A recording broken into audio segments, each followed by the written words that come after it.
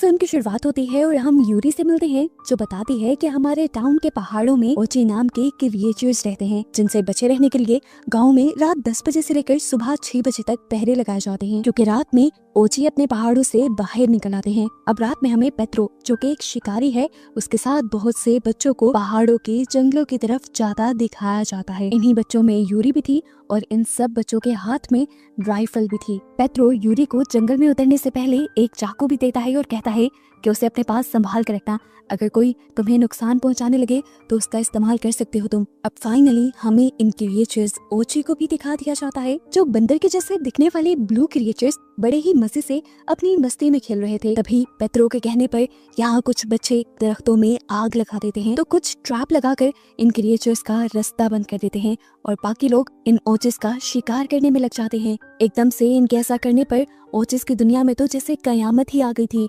ये लोग इन क्रिएचर्स का खात्मा करना चाहते थे और इन्हें इस एरिया से निकालना चाहते थे ताकि इनका टाउन सेफ रहे। इस सारे मिशन के दौरान एक ओची लुढ़कते हुए यूरी से टकरा जाती है। उसकी आंखों में डर और मासूमियत थी, पर फिर भी वो यूरी के सामने खड़ी थी क्योंकि उसका बच्चा ऊपर दरख्त पे फंसा हुआ था, जिसे उसे बचाना था। कि देखकर यूरी इमोशनल हो गई और यूरी ने उसकी मदद करने के लिए इस बच्चे को दरख्त से उतारने का फैसला किया। अभी उसने बच्चे को उतारा ही नहीं था कि यूरी के एक साथी ने ओची मदर पर हमला कर दिया। वो बहुत ज्यादा जख्मी हो गई और उसके साथ ही उसे यहाँ से ले गई। हालांकि उसका बच्चा इसी जंगल में भटक गया। सुबह होते ही पेत्रो बच्चों के साथ घर वापस आ गया और सभी की तारीफ भी की उसने, क्योंकि रात को इन्होंने काम तो अच्छा किया था पर अपने खाने के लिए ये कोई शिकार नहीं कर पाए थे। इसीलिए वो सब बच्चों को जो कि उसके पास शिकार सीखने के लिए आए थे, उन्हें ज्यादा मेहनत करने को कहता है, बिल्कुल रोबर्टो की तरह, जिसने कल मदर ओची पर हमला किया था। कुछ देर बाद खाने के टेबल पर पेत्रो रोबर्टो के सामने ही यूरी को भी बहुत बुरा भला कहता है, क्योंकि शिकार में उसकी परफॉर्मेंस बहुत ही ज्यादा बुरी थी।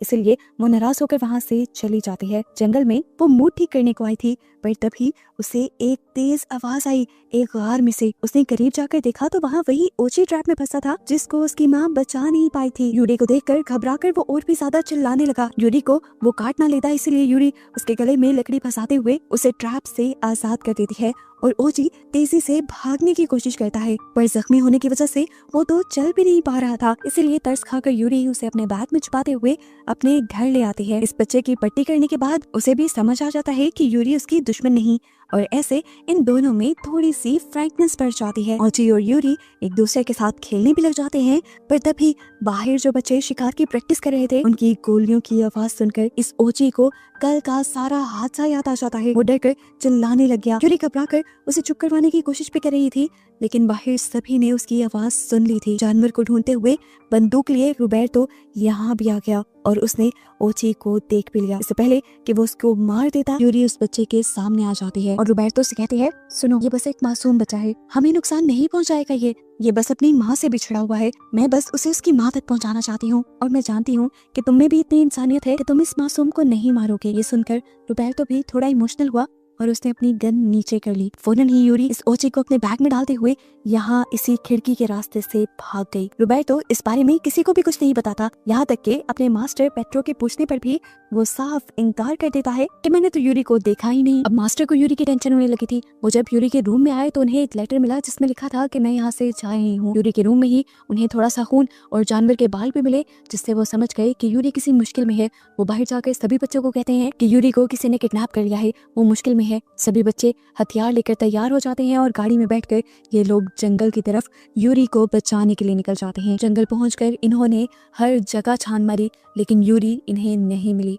जबकि यूरी को दिखाया गया कि वो एक दूसरे टाउन में पहुंच चुकी थी। यूरी को अब काफी भूख लग रही थी, इसीलिए वो एक जनरल स्टोर में चली गई, जहां से वो कुछ चीजें ले ही रही थी कि ओची उसके बैग से बाहर निकलने लगा और उस ओची को यहाँ बहुत सी लड़कियों ने देख लिया। वो चिल्लाने लगी, यहाँ तक कि एक लड़की ने तो उसे मारने के लिए उस पर गन भी तान दी और उसकी जान बचाने के लिए यूरी को यही स्टोर के फ्रिज पे छुपना पड़ा। ओची को क्या समझ थी इन सब की? वो अभी भी चिल्ला रहा था तो यूरी उसका मुंह बंद कर रही थी अपने हाथ से, और ऐसे में ये ओची उसी के हाथ पे दांत काट देता है। इस वजह से यूरी जोर से चिल्लाती है और सबका ध्यान एक और मर्तबा उनकी तरफ चला जाता है। अपने आप को बचाने के लिए वो एक काट का सहारा लेते हुए तेजी से इस मॉल के विंडोज को तोड़ते हुए बाहर निकल जाती है और अपनी जान बचाकर यहाँ से भाग जाती है। उसे पास में अब एक कार दिखी। उसकी किस्मत अच्छी थी कि कार के अंदर चाबी भी लगी हुई थी, जिसमें बैठकर वो यहाँ से भाग गई। कार का मालिक उसके पीछे भागता रह गया, लेकिन वो निकल पड़ी अब जहाँ पर यूरी को उस ओची ने काटा था, हम देखते हैं कि वो जगह उसकी पूरी सूज गई थी और उस जगह पर छाले भी पड़ने लगे थे और साथ ही साथ उसका हाथ भी बिल्कुल ओची की तरह ही नीला होने लगा था। अब यूरी को बहुत ज्यादा चक्कर भी आने लगे थे। ऐसे में उससे कार भी सही ड्राइव नहीं होती और वो कार रोड के साइड पे उतार देती है। मास्टर पेट्रो अभी भी यूरी की तलाश में ही थे। वो जब रोड से गुजरते हैं तो उन्हें वही एक्सीडेंटल कार दिखती है जिसकी अब पुलिस जांच कर रही थी। पुलिस को इसमें से वो नकली दांत मिलता है जिसे देखते ही मास्टर पेट्रो पहचान जाते हैं कि ये यूरी का ही है। इसलिए वो ये भी समझ गए कि यूरी अब इनके करीब ही है। अब कुछ देर बाद हमें यूरी को दिखाया जाता है जो कि एक नदी के पास बैठी हुई थी और अब उसका पूरा जिस्म इसी ओची की तरह नीला पड़ चुका था। वो जानती थी कि उसके अंदर जहर फैल रहा है, इसलिए वो पानी में से कुछ जोंक पकड़कर अपने ऊपर लगा लेती है ताकि वो उनका खून चूस सके। लेकिन इस ओची के काटने के असर में उसके अंदर एक और बहुत बड़ा चेंज ये भी आया था कि अब वो इस ओची की बातें समझ पा रही थी, उसके लैंग्वेज भी समझ पा रही थी और बोल भी पा रही थी। और ये महसूस करते हुए उसे सबसे ज्यादा हैरानी होती है। अब जैसे ही उसे ये एहसास मुकम्मल हो जाता है कि वो भी अब ओची की लैंग्वेज समझ पा रही है तो वो खुशी से झूमने लग जाती है और झूमते झूमते उसका पाँव लुढ़क जाता है और वो एक गड्ढे में गिर जाते हैं।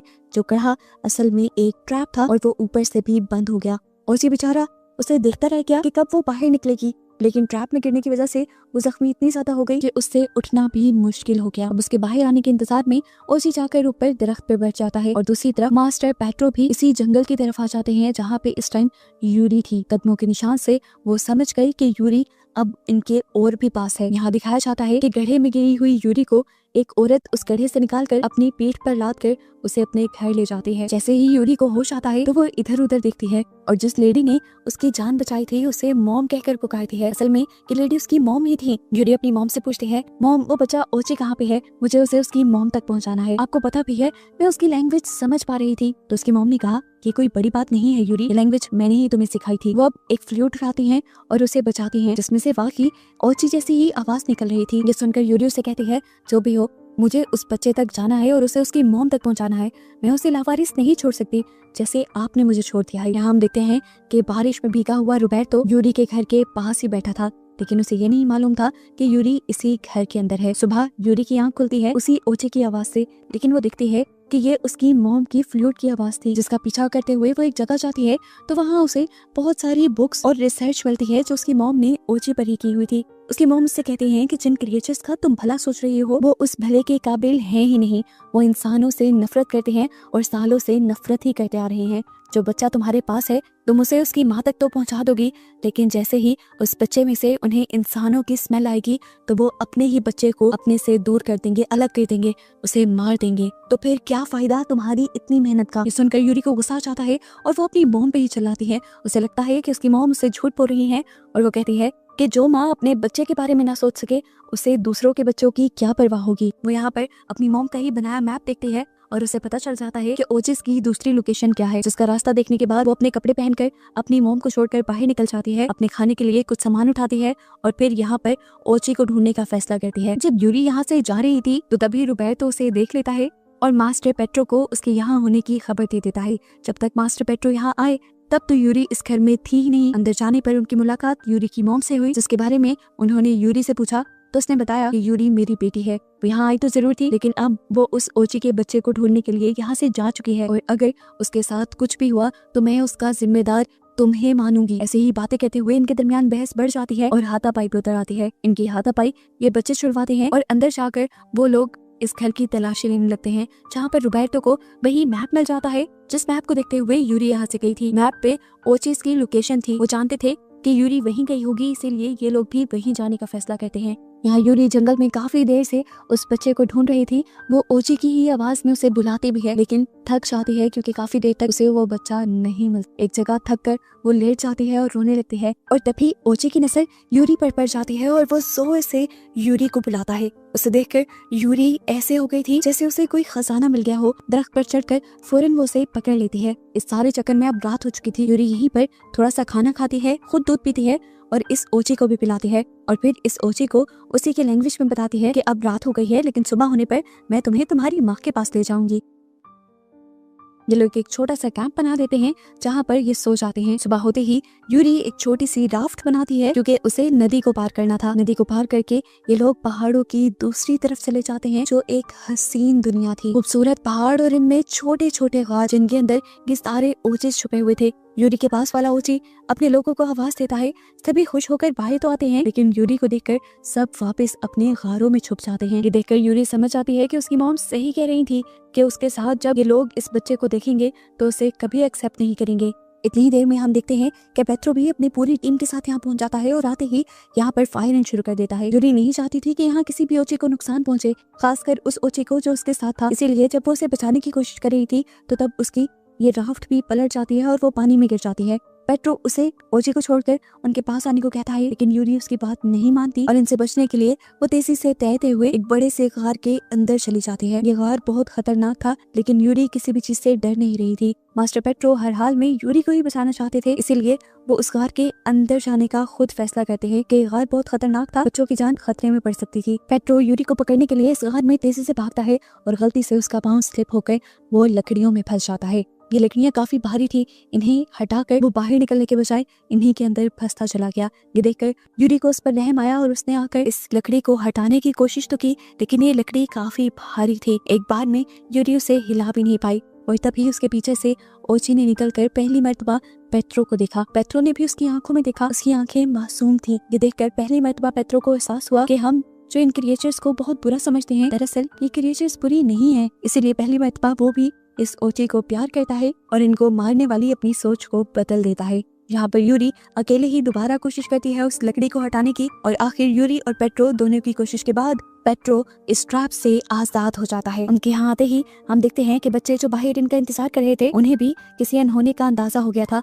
वो भी यूरी की राफ्ट के जरिए इस गार के अंदर आ जाते हैं और इनके पीछे पीछे यूरी की मॉम भी गन और लाइट लिए यहाँ आ चुकी थी क्योंकि उन्हें भी यूरी को बचाना था। आखिर यूरी और पेट्रो सबसे पहले इस गार को पार कर लेते हैं और एक नई खूबसूरत और जादुई जगह पर पहुंच जाते हैं। ये जगह असल में तो जादुई नहीं थी लेकिन इसका एहसास बहुत जादुई था। ये खूबसूरती इन्होंने पहले कभी नहीं देखी थी। यहीं पर सारी क्रिएचर्स निकलकर इन इंसानों को भी देखती हैं। पेट्रो और यूरी को लग रहा था कि वो अपने और क्रिएचर्स के दरमियान का ये रिश्ता बेहतर कर लेंगे लेकिन तभी पीछे से पेट्रो ने देखा कि उसके शिकारी बच्चे गन लिए इन क्रिएचर्स को मारने की तैयारी में थे जैसा पहले उन्होंने सिखाया था। पेट्रो ने रोकने की भी कोशिश करता है पर एक बच्चा गोली चला देता है। शुक्र है कि वो गोली किसी क्रिएचर को नहीं लगी बल्कि पहाड़ पे लग गई, लेकिन उस गोली के डर से सारी ये क्रिएचर वापस अपने अपने गारों में चली गईं। ये क्रिएचर्स अब दोबारा और भी ज्यादा गुस्से में आ चुके थे। सिचुएशन संभालने के लिए यहाँ पर यूरी की मॉम अब अपना फ्लूट बचाते हैं और इन क्रिएचर्स से बात करके इन्हें समझाते हैं कि इन इंसानों का कोई बुरा इरादा नहीं, वो तो सिर्फ इनके एक बच्चे को इनको वापस करने के लिए आए थे। ये सुनकर वो ओचिस भी रिलैक्स हो जाते हैं। यूरी जाकर उस ओची को उसकी माँ को पकड़ाती है और ओची अपनी माँ से लिपट जाता है। एक माँ और बच्चे के मिलाने के एहसास से यूरी बहुत ज्यादा इमोशनल हो जाती है और पीछे अपनी मॉम को देखती है जो भी आंसुओं से रो रही थी। अब उसकी मॉम और वो एक दूसरे के करीब जाते हैं और गले लग जाते हैं। आखिर ये दोनों भी अब मिल गए थे और इन दोनों के दरमियान का रिश्ता भी बेहतर हो गया था। और बस इन्हीं दोनों बच्चों को अपनी माँओं के साथ खुश दिखाते हुए ये मूवी यहाँ खत्म हो जाती है।